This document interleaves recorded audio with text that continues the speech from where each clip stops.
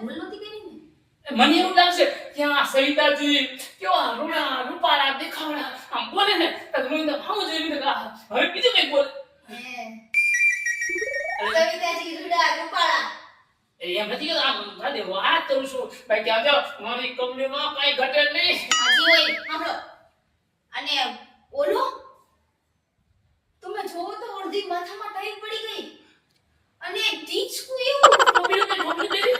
હા ટોપી પહેરી સ્ટાઇલ સાથે ટોપી પહેરી અને એમાંય